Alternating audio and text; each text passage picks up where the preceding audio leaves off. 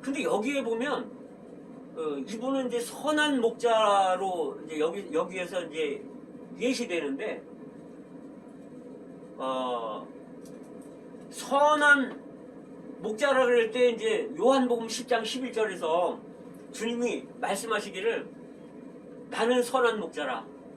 선한 목자는 양들을 위하여 목숨을 버리거니와. 주님은 선한 목자라서 목숨을 버린다는 거예요. 근데 사꾼들은 자기가 거짓 목자이기 때문에 이리들이 오면 그 양들도 자기 양이 아니라서 양들을 버리고 달아난다는 거예요. 그러면 이제 이리가 이 양들을 이렇게 해친다는 거죠. 그런데 주님은 참 선한 목자로서 양들을 위해서 목숨을 버린다는 겁니다. 그러면 이제 주님은 목자로서 이제 한 마리 잃은 양을 찾으러 오셨는데, 그럼 여기에 있는 양은 어떤 상태인가 보니까 양은 귀를 잃었다는 거예요. 근데 그럼 귀이 뭔가? 귀는 요한복음 14장 6절에 보면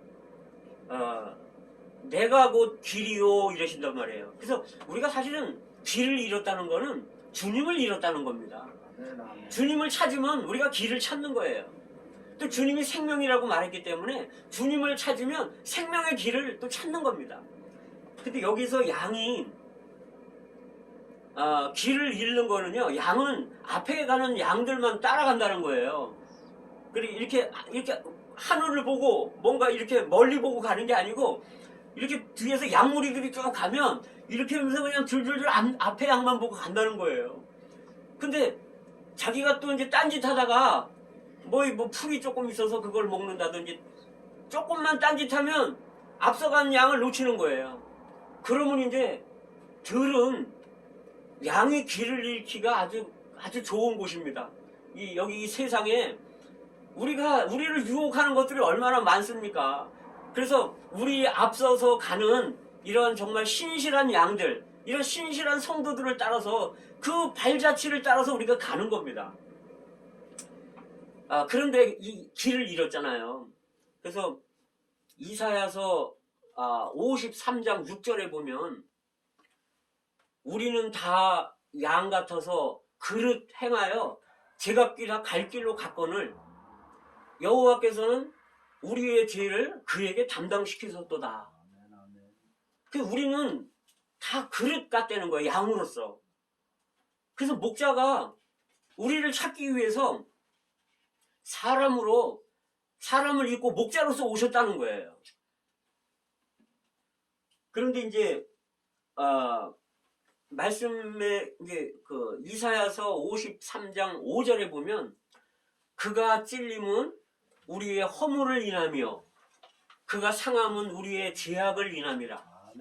그가 징계를 받음으로 우리가 평화를 얻고 그가 채찍에 맞음으로 우리가 나음을 입었도다. 아멘. 그래서 주님이 십자가에 달리신 것은요, 이 땅에 오셔서 우리의 죄를 용서하기 위해서 우리를 찾는, 바깥에서 찾는 그러한 그 행위였던 거죠. 그래서 이제 이러한 이야기를 주님이 그 바리새인들과 서기관들에게 하시면서 이제 두 번째 예를 드십니다. 어떤 여인이 은전 하나를 잃어버렸는데 집에서 등을 들고 쓸면서 찾을 때까지 찾는다는 거예요. 근데 이 여인은요, 왜 제가 여기서 여인이라고 표현을 했는가, 제가 이렇게 기도하면서 이렇게 볼 때, 이 여인은 성령을 예표하는데요, 여인들이 좀 섬세하잖아요. 그러니까 이 찾기 위해서 아주 섬세하게 찾는 거예요. 그리고 이 여인이 성령에 비유됐는데, 부드럽잖아요. 여인들은 부드럽잖아요. 근데 성령이 비둘기로 예표된단 말이에요. 그래서 우리가 성질 한번 내면요, 비둘기가 날아가는 거예요.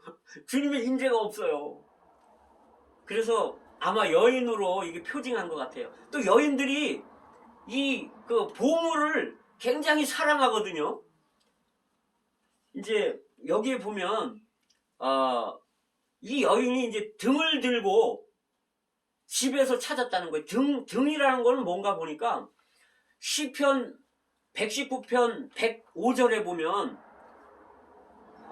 하나님의 말씀은 내 발의 등이요 내 길의 비치니이다. 그래서 성령은요, 말씀을 통해서 우리 마음을 비춘다는 거예요. 근데 이 여인이 잃어버린 거는 어디서 잃어버렸나 보니까 집에서 잃어버렸어요. 그 우리는 우리 자아 안에서, 우리 자신 안에서 떨어뜨렸다는 거예요. 우리 자신이 잃어버렸다는 거예요. 우리의 생각과 우리의 생각이 어떤 철학에 점유될 수 있고요. 어떤 현대의 어떤 과학에 점유될 수 있고, 그래서 창조를 안 믿을 수 있는 겁니다. 우리의 철학이 뭐 니체를 뭐 연구하고 이러다 보면 나가 신은 죽었다 이렇게 되다 보니까 우리 생각 안에서 우리가 잃어버리는 겁니다. 그리고 우리 감정이 우리가 주님 아닌 것들이 좋아할 게 너무나 많은 거예요. 그 다음에 이 의지가 주님의 말씀에 순종하지 않는 겁니다. 그래서 주님이 쓸며 찾는데 우리가 50년 동안 주님을 안 믿었다면 50년 동안 먼지가 쌓여 있는 거예요. 세상 먼지가 묻어 있는 겁니다. 이렇게 켜켜이. 그러니까 주님이 성령이 우리를 찾기 위해서 쓸고 찾는 거예요. 등을 켜고 밝혀가면서 쓸고 찾으시는 겁니다. 우리를.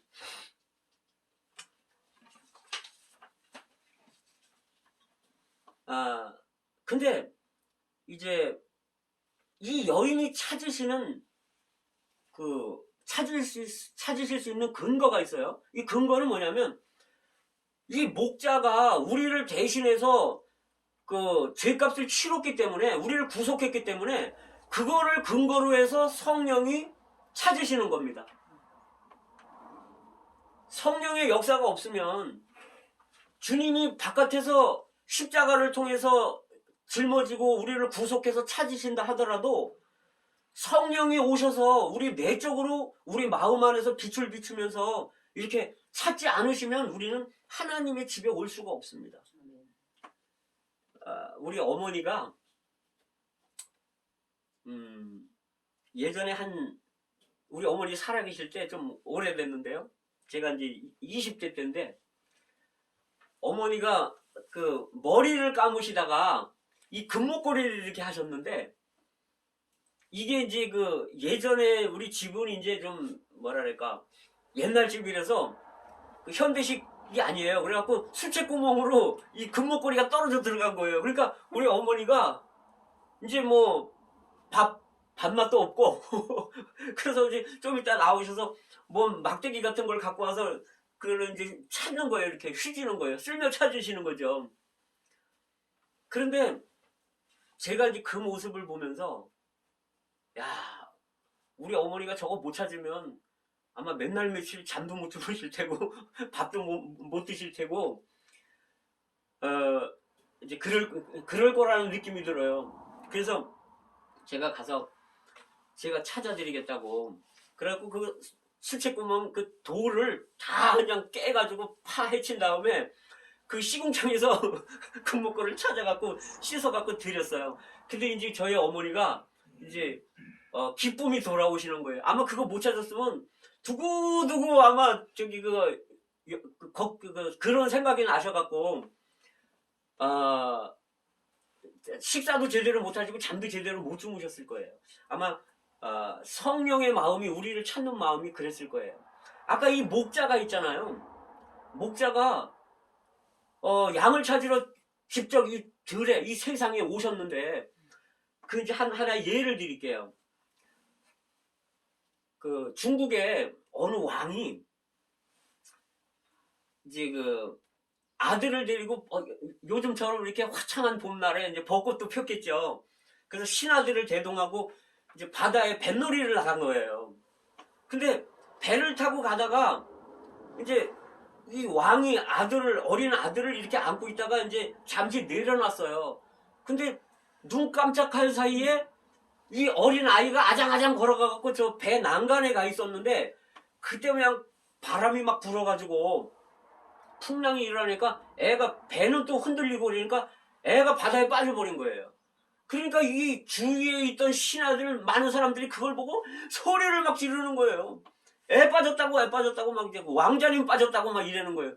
그런데 여기 아버지가 왕인데 아버지가 그냥 뛰어가지고 그냥 바다로 들어가는 거예요.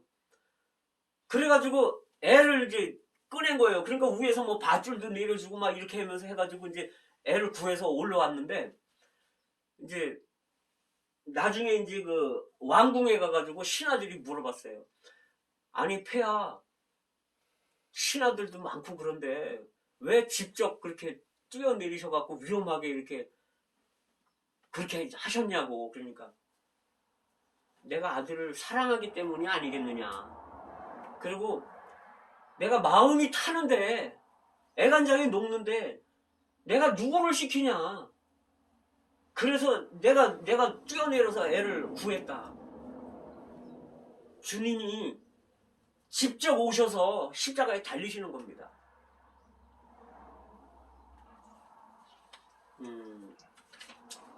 그렇게 얘기를 하시면서 이제 주님이 목자로 이런 양을 찾는 거를 이야기하시고, 그 다음에 여인이 잃은 은전, 보물을 찾는 걸 이야기하는 거예요.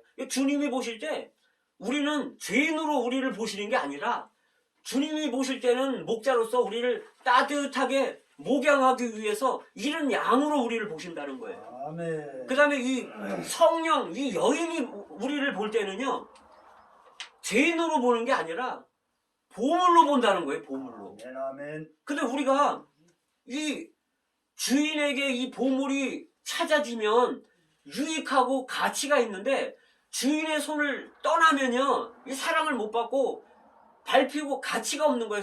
가치를 잃어버리는 겁니다. 그 다음에 이제 한 가지 더 예를 이제 드시는데, 어떤 사람이 아들이 있는데 둘째가 자기한테 올 재산을 나눠달라고 그런다는 거예요. 그래서 아버지가 나눠줬더니 며칠이 못 돼서 먼 나라로 갔다는 거죠. 그래서 거기서 허랑방탕해서 막 창교와 함께 먹고, 그리고 결국 돈은 다 떨어졌는데 기근까지 왔습니다. 그래서 결국은 어떤 사람에게 이렇게 붙어서 사는 거죠. 그런데 그 사람이 돼지를 치게 했다는 거예요. 그런데 돼지가 먹는 쥐염 열매도 누가 주는 사람이 없다는 거예요. 그래서 그가 돌이켜 생각하니까 우리 아버지 집에는 풀꾼들도 잘 먹는데 나는 여기서 굶어 죽는구나, 이렇게 생각을 하고 돌이켜서 아버지 집으로 갈 때, 아버지가 아직 거리가 멀리 있는데 아들을 알아보고 달려와서 목을 안고 입을 맞추고 가장 좋은 옷을 입혀주고 반지를 껴주고 신을 시키고 살찐 소를 잡았다는 거예요. 그러면서 이런 얘기를 하시는데, 여기에 보면 제가 이제 말씀드리고자 하는 것은 중점이 집 나간 아들이 아니에요. 중점은 뭐냐면 자식을 잃어버린 아버지의 마음을 이야기하고 싶은 겁니다. 양을 잃어버린 목자를 말하고 싶은 거고, 보물을 잃어버린 여인을 말하고 싶은 거예요. 그런데 여기에 보면요, 아버지가 그 집 바깥에 나가서 기다리고 있다는 거예요. 근데 이 아들은, 둘째 아들은 나가서 이제 막 재물이 있으니까 그거를 다 쓰는 거예요. 그래서 아버지한테 받았던 재물을 쓴다는 이야기는 뭐냐면, 허비한다는 이야기는 뭐냐면, 주님이 우리에게 얼마간의 인생을 주신 겁니다. 그리고 재능을 주셨어요. 어떤 노래를 잘할 수 있는 재능을 주셨을 수도 있고, 남들을 케어할 수 있는 그런 간호할 수 있는 그런 재능을 주셨을 수도 있어요. 이런 자격을 줄 수 있는 거죠. 그래서 우리에게 어떤 물질을 맡겼을 수도 있어요. 돈을 많이 줬을 수도 있어요.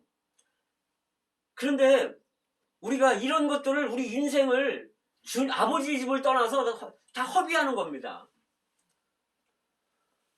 그런데 이제 기근이 오는 거예요. 이제 재산은 다 떨어졌고 이제 기근이 오는 겁니다.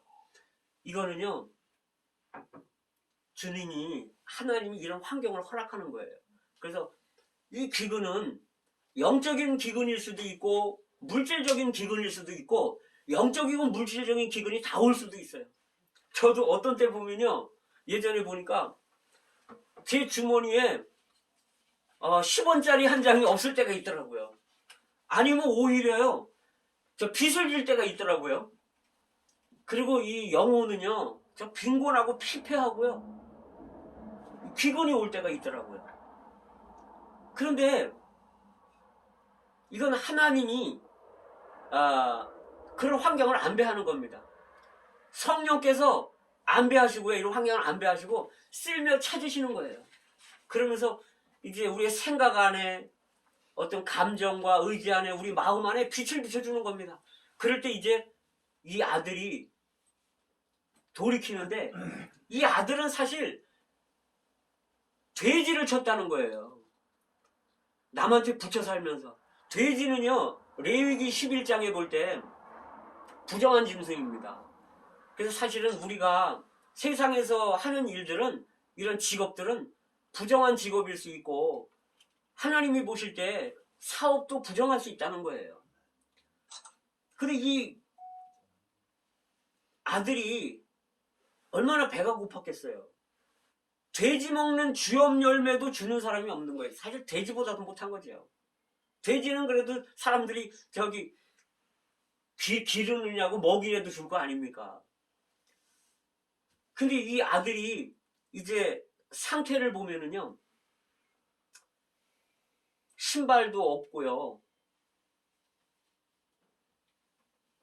머리는 산발을 했고요, 옷은 누더기가 됐고, 몸에는 돼지똥 냄새로 있고요, 온몸이 그냥 다 완전히 거지예요, 거지. 그런데 이사야 64장 6절에 보시면 이런 말씀이 있어요. 대저 우리는 다 부정한 자 같아서, 우리 다 부정한 자라는 거죠.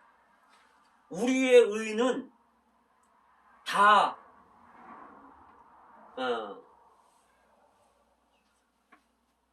말씀이 여기 다 더러운 옷 같으며, 우리의 의가요 다 더러운 옷 같다는 거죠. 그러니까 우리는 부정한 자들이고 우리가 의롭다고 하지만, 여기 바리새인들이나 서기관들이 자기네가 의롭고 왜 죄인들하고 세리들하고 먹냐고 그러지만, 주님이 보실 때 이 아버지 앞에 오지 않은 사람들은 의를 내세우지만 다 부정할 뿐 아니라 더러운 옷이라는 거예요. 그러니까 이 아들이 이제 성령의 찾으심을 통해서, 성령이 그 아들에게 막 빛을 비추고 역사함을 통해서 아들이 정신을 차리는 겁니다. 우리 아버지 집에는 품꾼도 많고 먹을 것도 많은데 나 여기서 굶어 죽는구나. 아버지 집으로 돌아가야지. 이렇게 하고 이제 올 때요, 아버지는 아직도 상고가 먼데, 이 상고라는 말은 서로 거리가 멀다는 거예요. 근데 아들을 알아본 거예요. 버스를 기다려본 사람들은요, 겨울에 추운데 버스 정류장에서 버스 기다리잖아요. 또는 밤에 이제 막차 기다리잖아요, 버스를. 멀리서 버스가 오는데 알아봅니다. 여기에 보면요, 아버지가 집에 있는 게 아니에요. 아버지가 집 바깥에 나왔다는 거예요. 아들을 기다리느라고. 그렇기 때문에 아들을 알아봤다는 거예요. 멀리서도.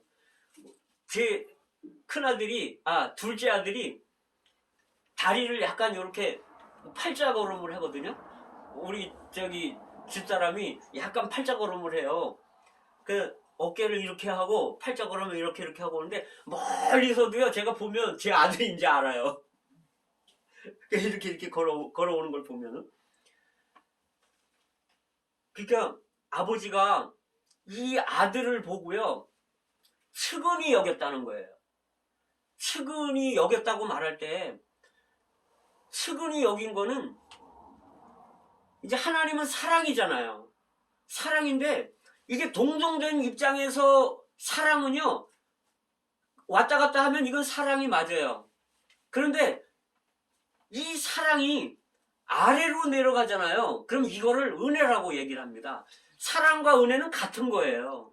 같은 건데 은혜가 사랑으로 아래로 내려가려면요, 우리가 낮아져야 돼요. 겸손해야 돼요. 우리가 하나님보다 높고자 하거나 하나님과 같아지려고 하면 교만하면요, 은혜가 없는 거예요. 은혜는 거꾸로 올라갈 수가 없어요. 물처럼 거꾸로 위에서 아래로 내려옵니다.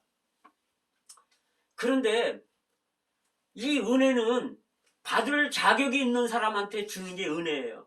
아버지가 아들이니까 은혜를 주잖아요. 그런데 은혜를 받을 자격이 없는 사람들이 있습니다. 예를 들면 제가 길거리를 가다가 예를 들면 노숙자나 거린이 있잖아요. 그럼 그들에게 옷을 벗어준다든지 제 주머니에 있는 걸 털어서 준다든지 이러면 이건 긍휼입니다. 사랑이 긍휼과 같은 단어인데 이제 받을 자격이 없는 사람한테 가는 거는 이 긍휼입니다. 제 아들한테 제가 뭔가를 금전을 주던가 뭔가 옷을 사주던가 하는 거는 은혜예요. 내 사랑이 그에게 은혜로 전달되는 겁니다. 그러나 받을 자격이 없는 사람, 원수, 하나님이 에베소서 2장에서 그러죠. 우리는 본질상 진노의 자녀들이라는 거예요. 하나님과 원수 됐었다는 거예요. 주님도 그러시죠. 독사의 자식들이라 그러죠. 우리는 뱀의 자식들이었습니다. 하나님과 원수지간이었어요. 은혜를 받을 수가 없는 거예요, 사실은 우리가. 그런데 긍휼에 풍성하신 하나님이 그 크신 사랑을 인하여 죄와 허물로 죽은 너희를 살리셨도다. 그분은 이 사랑이 있지만 그분의 본질은 사랑이에요. 본질이 아니라 그 본성. 그분의 본성은 사랑이에요. 근데 이 사랑이 아래로 내려갈 때 은혜가 되는 거고요. 받을 수 없는 원수, 이런 사람한테 가는 거는요, 은혜보다 더 멀리 미치는 겁니다. 이거는요, 긍휼입니다. 우리는요, 긍휼을 입은 사람들이에요. 그래서 아버지가 측은히 여겼다는 겁니다. 사랑이 있을 뿐만 아니라 동정하는 마음이 있다는 거예요. 보니까 머리는 산발을 하고 옷은 다 떨어져 무더기고 신발도 안 신고 신발도 없고 냄새는 그냥 돼지 똥 냄새가 얼마나 나겠어요. 그러니까 아주 돼지 먹는 주염 열매도 못 먹어가지고 아주 삐쩍 말라갖고 그냥 아주 몰골도 싸나왔을 테고 그랬을 겁니다. 근데 아버지가 멀리서 보고서 달려갔다는 겁니다. 이게 아버지의 마음입니다. 성경에서요, 아버지가 집 나간 아들이 돌아올 때 영접하기 위해 달려간다는 말은 성경에서 딱 한 번 나옵니다, 여기서. 달려가서 이 아들은 이제 돌아오면서 뭐라고 생각하냐면, 내가 하늘과 아버지께 죄를 얻었는데, 뭐라고 얘기를 해야 되나? 그것도 두드러 맞고 오히려 쫓겨오는 거는 아닌가. 오히려 아버지가 나를 안 받아들이면 어떻게 해야 하지? 아마 그렇게 생각도 했을 거예요. 왜? 아버지 재산 다 까먹었거든요. 그리고 얼마나 불쌍한 처지가 됐습니까? 그런데 이제 그렇게 생각을 한 거죠. 하늘과 아버지께 죄를 얻었사오니 이제는 아버지의 아들이라 일컬음 받기가 받는 걸 감당을 못하겠으니 이제는 그냥 품꾼의 하나로 보소서, 종의 하나로 보소서, 이렇게 얘기하면 되겠지. 이래고는 이제 돌아오는 겁니다. 정신이 들어가지고 이제 아버지 집으로 돌아오는 겁니다. 근데 아버지는요, 그 아들의 모습을 보고 달려간다는 거예요. 가서 아들이 이제 말을 하죠. 이제 하늘과 아버지께 죄를 얻었사오니 내가 아버지 아들이라 일컬음을 감당 못하겠습니다. 이제 그 다음에 또 하려고 그러죠. 종의 하나로 보서 하려고 그럴 때 아버지는 끌어안고 입을 맞추고 그 옷, 가장 좋은 옷을 내어다 입혀라. 여기요, 영어 성경을 제가 어제 찾아봤더니 The best robe, 이렇게 나와 있죠. 더 베스트 로브. 여기 더가 있어요. 정관사 더가 있는데 그 옷이라는 겁니다. 가장 좋은 옷이라는 거예요. 그 옷이 뭔지 아십니까? 종들이 그 옷을 알았어요. 이 아들이 밖에 나가서 허랑방탕하고 재산을 다 까먹고 있을 동안에 아버지는 아들을 위해서 아버지는 옷을 만들고 있었습니다. 그 옷이 뭐냐면요, 믿음으로 의롭다 하는 옷인데요, 그분 자신이 하나님이 아버지가 직접 사람을 입고 이 땅에 오셔서 그 옷을 만들기 위해서 사람으로 인생을 사신 겁니다. 무한하신 하나님이, 시간과 공간에 제한받지 않은 이러한 전지전능한 이런 하나님이 사람 안에서 얼마나 제한이 됐겠습니까? 배고파야 됐고요, 추워야 됐고, 그분은 이 땅에 오셔서 머리 둘 곳도 없으셨습니다. 이분은 인생을 사셨고요. 33년 반이라는 인생을 하나님이 사람 안에서 살으셨습니다. 그리고 이분은요, 창조주가 피조물에게 얼굴에 침을 뱉음을 당했습니다. 뺨을 맞았습니다. 여러분, 얼굴에 침 뱉음 받고 자존심 상해서 살겠습니까? 하나님이 이 피조물들한테 이 옷을 만드는 과정입니다. 타락한 피조물들에게 입히기 위해서 이런 과정을 거치셨습니다. 그리고 옷벗김을 당했습니다. 우리가 사람들한테 옷벗김 당하면요, 얼마나 수치스럽습니까? 아마 정말 극단적인 생각까지 할 수도 있습니다. 주님이 우리를 위해서 그 옷을 만들기 위해서 그런 과정을 거치셨습니다.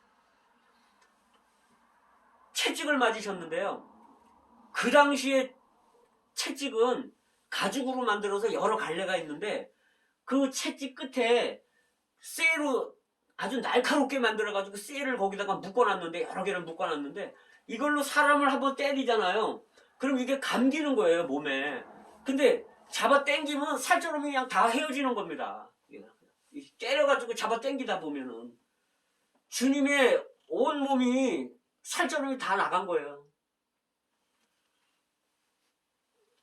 가시관을 쓰셨는데요, 왜 가시관을 쓰셨냐 하면 가시는 저주를 상징하는데, 아담과 하와가 타락하자마자 하나님은 땅에 가시와 엉겅퀴가 나게 하셨습니다. 저주를 받았기 때문에 땅이. 그래서 주님이 우리가 받아야 될 저주를 대신 받으시기 위해서 가시관을 쓰셨는데요, 팔레스타인의 그 가시나무는 이 가시가 대못 같아가지고 이게 15cm, 20cm 되는 가시들이에요. 아주 단단한 가시들인데 이거를 그냥 내리 씌운 거예요. 그러니까 얼굴에는 그냥 피가 낭자하게 흘러내리는 겁니다. 그리고 몸에는요, 온몸이 다 그냥 피투성이가 되는 거예요. 그 시편 22편에 보면 나는 벌레요 사람이 아니라 백성들의 회방거리요 조롱거리니이다 이렇게 말을 합니다. 이 벌레라고 말할 때 주님은 자기 자신을 벌레라고 말하는 거예요. 왜 그런 말씀을 하셨냐면 그 당시에 그 사람들이 옷에 염색을 하기 위해서 벌레를 잡아갖고 벌레를 피를 얻기 위해서 벌레 피를 갖다 사람 옷에 염색을 했다는 거예요. 옷은 염색하기 위해서. 그래서 주님은 피를 얻기 위한 그 피 흘림이 없은즉 제사함이 없느니라 이런 말씀이 있잖아요. 아멘, 아멘. 피는 사람의 생명이라 있잖아요. 그분이 피를 흘리기 위해서 벌레와 같이 되셨다는 겁니다. 심지어 이분이 양손에 못을 박히시고 발에 못이 박히셨는데 6시간 동안 십자가에 달리셨어요. 아침 9시부터 12시까지 3시간은 사람들한테 심판받으셨고요. 12시부터 오후 3시까지 3시간은요 하나님한테 심판받은 겁니다. 왜 그러냐면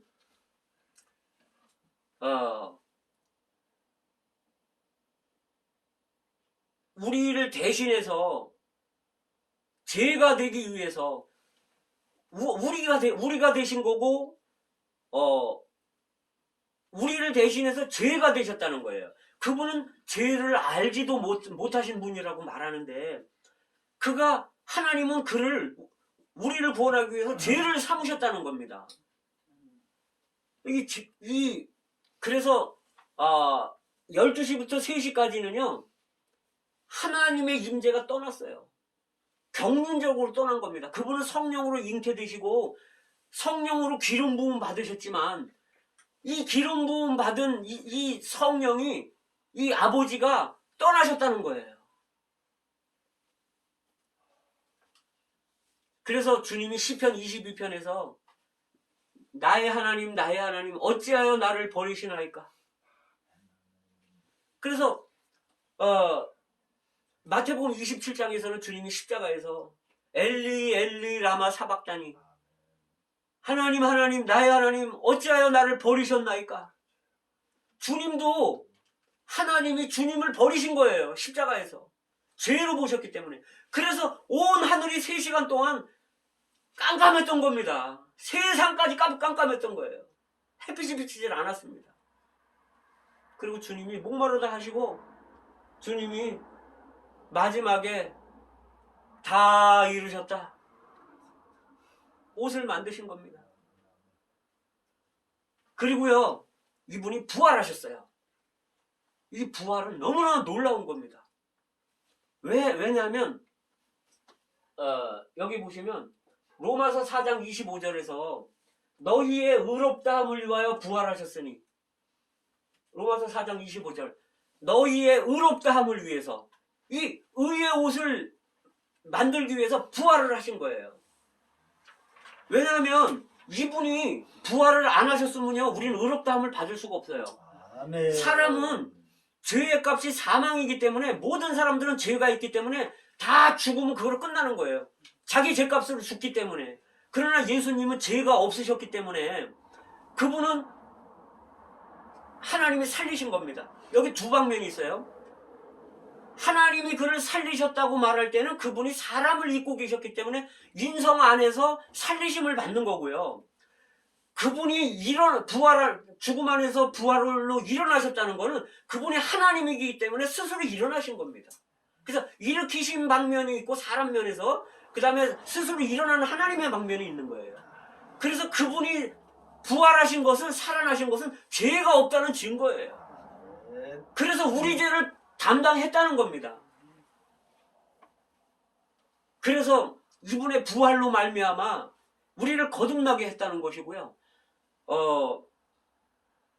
갈라디아서 3장 27절에서는 우리가 세례로 말미암아 그리스도로 옷 입었다는 겁니다. 아멘. 그래서 이 탕자가 바깥에 나가서 허랑방탕하고 있을 때 아버지는요, 이 의롭다 하는 옷을 만들고 있었던 거예요. 그래서 이 옷을 종들이 알고 있었던 겁니다. 그래서 종한테 명령하는 겁니다. 종들에게 이르되 그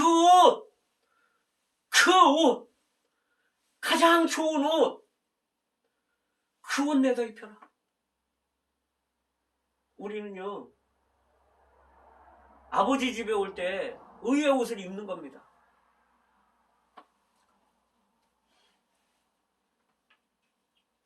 그 다음에 반지를 띄워주는데요. 고대의 반지는 인장 반지였어요. 이건 뭐냐면 이제 도장 찍는 건데, 이건 이제 우리가 하나님의 소유라는 표시입니다. 예를 들면 이제 제가 도장을 이렇게 책을 하나 사잖아요. 그럼 도장을 찍어요. 아니면 사인을 하던가 이름을 써요. 이건 내 거라는 표시입니다. 옛날에 그 한문책들 보면 거기 다 자기 도장들을 찍어놨어요. 자기 소유라는 거예요. 그래서 반지를 줬다는 얘기는 우리가 하나님의 소유가 됐다는 거예요. 성령으로 인을 쳤다 그러잖아요. 여기는 지금 안 써놨는데 그 말씀이 에베소서 1장 13절에 그런 말씀이 있어요. 진리의 말씀 곧 그 구원의 말씀을 듣고 믿어서 너희가 약속의 성령으로 인치심을 받았느니라. 아멘. 그러니까 우리 안에 도장을 찍어 놓은 거예요. 우리 안에 인을 친 거예요. 약속의 성령으로 우리가 이 복음의 말씀을 들을 때, 이 말씀을 믿을 때, 진리의 말씀을 믿을 때 약속의 성령으로 인을 친다는 겁니다. 그래서 하나님의 소유라고 도장 찍는 거예요.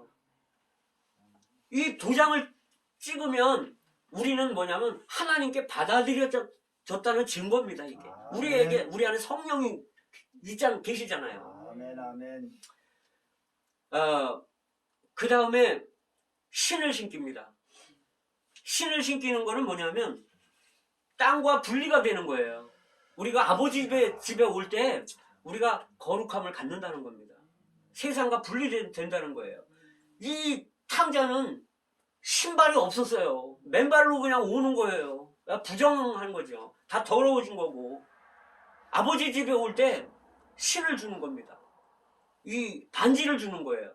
여기서 반지가 있고요. 그 다음에 신을 신은 사람은 자유인의 표시였어요. 그 당시에. 우리는요, 죄의 종이 아닙니다. 이제 누구한테 붙여서 죄지치는 그런 사람들이 아닙니다. 우리는 하나님의 아들이 된 거고요. 우리는 의의 옷을 입은 사람들이고요. 반지를 띈 사람들이고 신을 신은 사람들입니다. 그런데 여기 아버지가 그 옷을 입히라는, 종들에게 가장 좋은 옷, 그 옷을 입히라는 거예요. 그러면 여기서 이제 종들에 대해서 조금 이제 제가 언급하고 싶은데, 고린도후서 4장 5절에 보시면 이런 말씀이 있어요. 우리가 우리를 자랑하는 것이 아니고 우리가 예수 그리스도의 주 되심과 그 예수를 위하여 우리가 너희의 종된 것을 전파하는 것이니, 우리가 우리를 전파하는 것이 아니고 예수 그리스도의 주 되심과 우리가 주를 위하여 너희의 종된 것을 전파함이니, 우리가 예수님이 우리의 주인이고 우리가 예수님의 종이다라는 말은 전파하기가 쉬워요. 그런데 우리가 너희의 종이라는 말을 전파하는 건 쉽지 않습니다.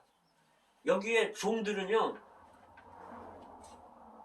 아버지가 만들어 놓은 이 옷을 가지고 있다가 아들이 돌아오면 종의 위치에서 가서 치장해주고 입히는 겁니다. 이게 종입니다. 이 옷을 알아야 되고 자기 자신이 믿는 이들에게 종인 걸 알아야 됩니다.